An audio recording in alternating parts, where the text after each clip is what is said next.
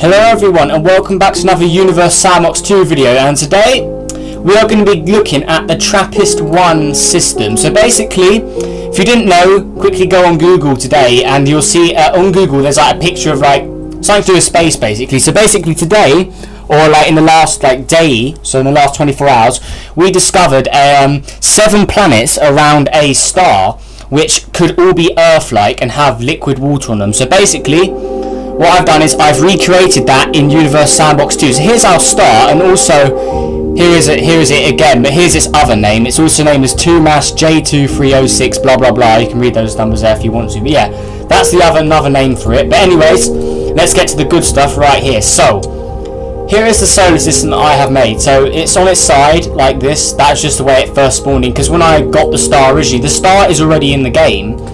I hit this button here where it said add planets to star, and it added the B, C and D to the system, but then it didn't add the other ones, so like E, F, G and H, so I had to input them myself. And also I've literally been on scavenging the internet to find out their exact sizes and radiuses and all that, so I've done it, and this is the system I've got. So basically this is probably as close as the real one you can get in Universe Sandbox, or we can pretty much simulate like every single value on the internet I've found, I've inputted into the planets here. So like their sizes, the radiuses, and then also like their orbits, like how far they're away from the star, their inclination, all this stuff here. I've inputted it all to the best of my ability, and it pretty much spent me like half an hour. So yeah, hopefully you'll like this video for the time I spent on it, I guess. But anyways, so let's go and check out some of the planets. We're also going to be comparing them to Earth, Venus, Mars and Mercury, just to see like size comparison as well. And also I think this star will make it into my size comparison for this year, so that'd be pretty cool. Keep an eye out for that. 2nd of August. No, 1st of August, keep on forgetting, yeah. 1st of August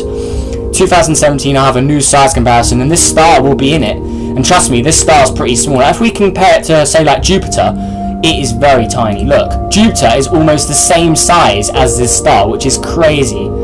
Like literally that's Jupiter right there. Like this star is tiny. Like if we compare it to the sun is huge. And compare it to Earth as well, like Earth is there. But anyways, let the system play out for a bit actually if you want. So like that. So there we go, there's the planet sim thing. These are all closer than Mercury is to the sun as well. Mercury would be like way out here somewhere, because these are very, very close. See, the furthest planet, where is it? It takes, does it say, yeah, 20 days to go around the star, but Mercury takes about 88 days to go around the sun. So all these planets are way closer than Mercury is to the sun, which is crazy, because this is a red dwarf star, I believe. So it's basically like Proxima Centauri here.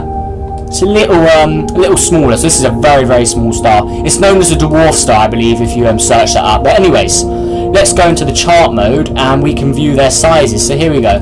So the largest one, to my knowledge, is G. So TRAPPIST-1G. I'm just going to call them by the letters. I don't want to say TRAPPIST every time. So we've got G is the largest. Next up is F, then E, then B, then C, obviously, H, and then the last one, which is D. So D is the smallest one. Now, if we let's just go out of here quickly, go to the orbit. So let's quickly add Earth, or Mercury, Venus, Earth, and Mars, like really far out so they don't affect the orbit. So Mercury, Venus, Earth, and Mars, and then we'll see how they compare with these planets, because they're all Earth-like. Like if you've read the articles and stuff, they all say they're like Earth. So here we go. So here now we have G and H, or G and F, which is still the largest two. Then here is Earth right here.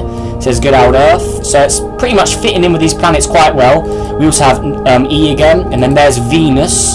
So Venus and Earth are pretty much in the large sector. Now we get to the smaller stuff. So here's all of the other ones like C, H, and then D again. But then we've got poor old little Mars and Mercury, which are way too small, and they just don't even compete with these large planets. So there you go, there's your little size comparison for the day, right here. But anyways, let's go out of there. Let's quickly delete Earth, Mercury, Venus, and Mars, like there. And let's go back to TRAPPIST-1.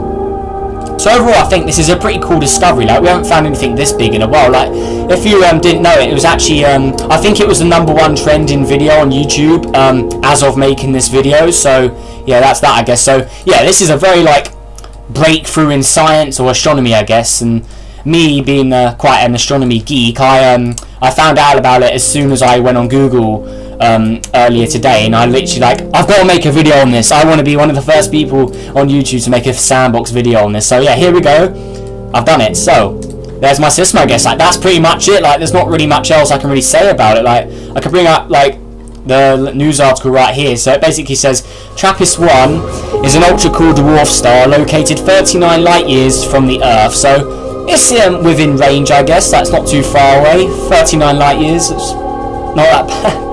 But anyways, this is also where is it? Yeah. So they first discovered it in 2015. It looks like. So that's pretty cool. But then in 2017, like pretty much today, they found 4 new planets. So the reason why the 4 planets didn't spawn around the star when I hit add planets to stars, because they've only been discovered today. The game obviously hasn't updated in a while, so they wouldn't have been added yet. So I've added them manually, and I have the simulation saved, so it's there permanently. So yeah, I'm probably one of the first people to create this on Universe Sandbox. Hopefully I'll be the first to upload it. I don't know. But anyways, there's also a thing saying yeah, they discovered 4 additional exoplanets.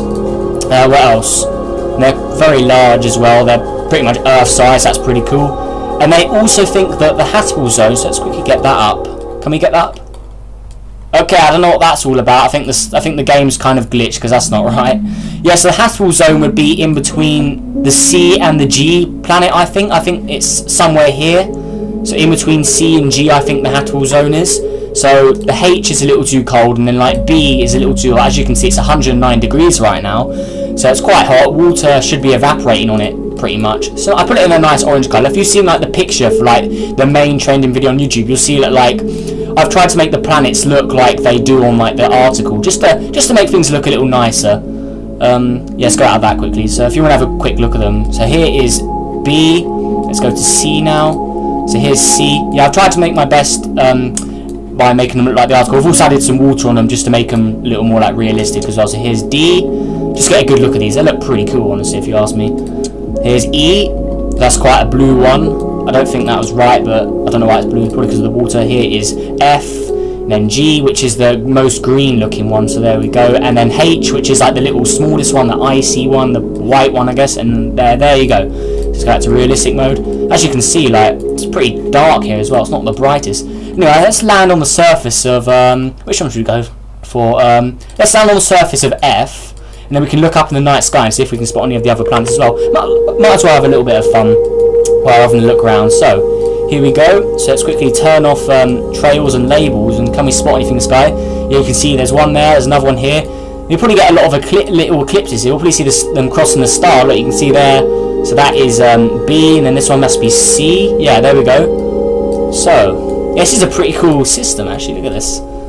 Any more lying around? Any other planets? Let's put the view mode on, background on, where is it? Solid black, so they'll be able to spot the planets easier. So there's one there again, so that's D. Any other ones? Let's pause it quickly. There's one just in the horizon there. Wait, where's the surface? Yeah, there's the surface. Right. So there's one just there. That's G, so that's quite far away from this one. Where else? Anyone else? It's pretty much pitch black. Yeah, I'm pretty proud of this simulation, if you don't know. But anyways, let's go out off the surface again, so as we can see. If we zoom out a bit, and if you pay close attention, you may be able to see little dots on the screen where the planets are. Let's put the orbits back on as well, so there you can see there the planets there. So there's G. So if we go on H, let's see if we can spot all the other ones in the sky maybe. So let's go to the British North Pole of this guy, I guess, and let's look around. So there's our star. Now can we spot the other ones? Okay, there's one there. Let's see. D. Anything up here? Nope. Alright, let's go back down. There's B there. Anything else? There should all be along here where my mouse is. I can't even spot them. It's just they're so far away from each other, honestly. May not seem like it, but they're still pretty far. They're all similar sizes, remember. They should be quite visible. If we had it like something like Jupiter, it'd be visible easy. Like if we just zoom out quickly, like Jupiter, we'd see that very easy since how big it is. But anyways, that should pretty much be it for this video. There's not really much else to say. Like, we found a new solar system, pretty much. We've got 4 new planets from the previous 3 we found before. So, yeah, there you go, I guess. Hopefully I'm the first guy to make it in Universe Sandbox. I don't know.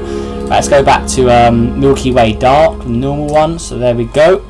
Let's put our trails and labels back on. Let's just play it. So there you go. So hopefully you all enjoy this video. Leave a like if you want more. And, yeah, I guess, yeah.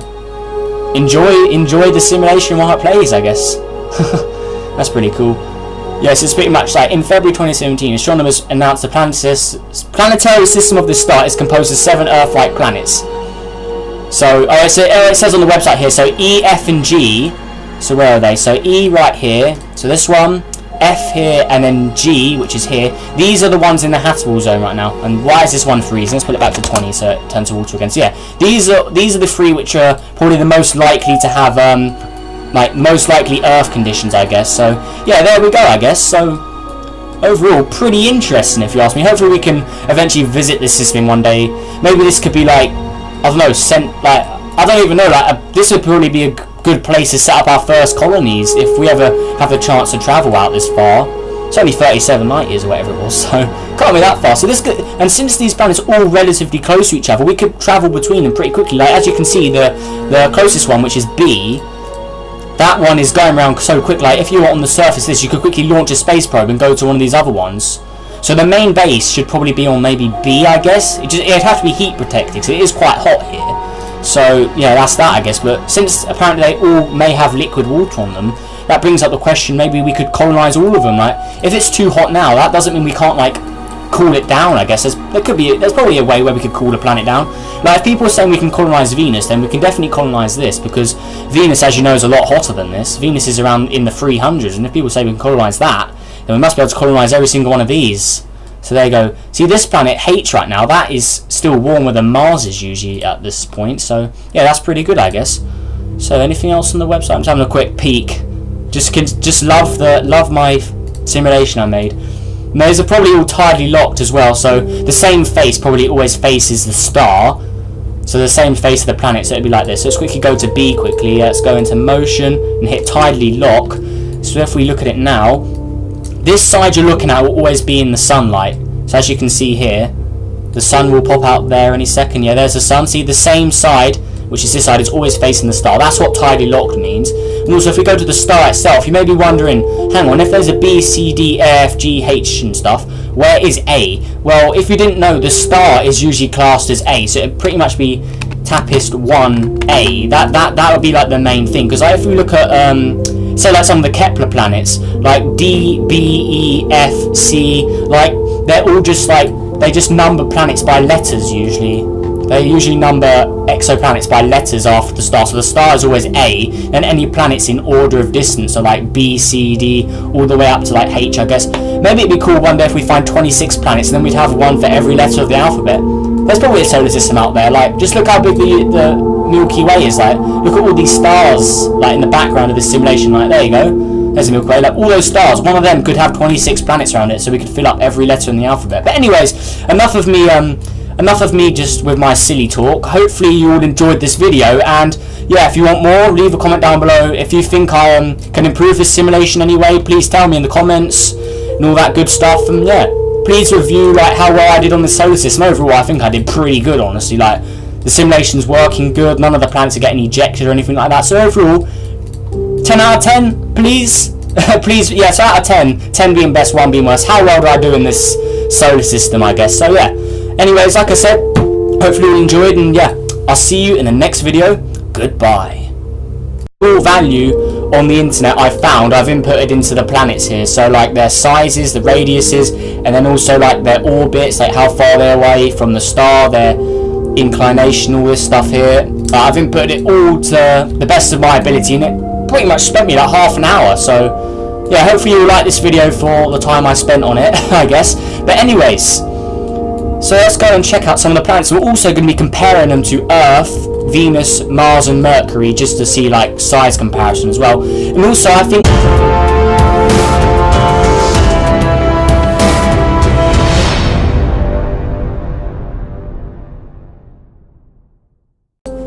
Hello everyone, and welcome back to another Universe Sandbox 2 video, and today we are going to be looking at the TRAPPIST-1 system. So basically, if you didn't know, quickly go on Google today and you'll see on Google there's like a picture of like something to do with space basically. So basically today, or like in the last like day, so in the last 24 hours, we discovered this star will make it into my size comparison for this year. So that'd be pretty cool. Keep an eye out for that. 2nd of August. No, 1st of August. I keep on forgetting. Yeah, 1st of August 2017 I have a new size comparison, and this star will be in it. And trust me, this star is pretty small. If we compare it to, say, like Jupiter, it is very tiny. Look, Jupiter is almost the same size as this star, which is crazy. Like, literally, that's Jupiter right there. Like, this star is tiny. Like, if we compare it to the sun is huge. And compare it, the star is already in the game.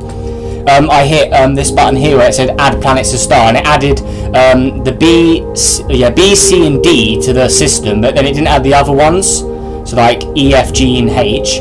So I had to input them myself, and also I've literally been on scavenging the internet to find out their exact sizes and radiuses and all that. So I've done it, and this is the system I've got. So basically, this is probably as close as the real one you can get in Universe Sandbox. Or we can pretty much simulate like every single 7 planets around a star, which could all be Earth-like and have liquid water on them. So basically, what I've done is I've recreated that in Universe Sandbox 2. So here's our star, and also here is it again, but here's its other name. It's also named as 2MASS J2306 blah blah blah. You can read those numbers there if you want to. But yeah, that's the another name for it. But anyways, let's get to the good stuff right here. So here is the solar system that I have made. So it's on its side like this. That's just the way it first spawned in, because when I got the star originally,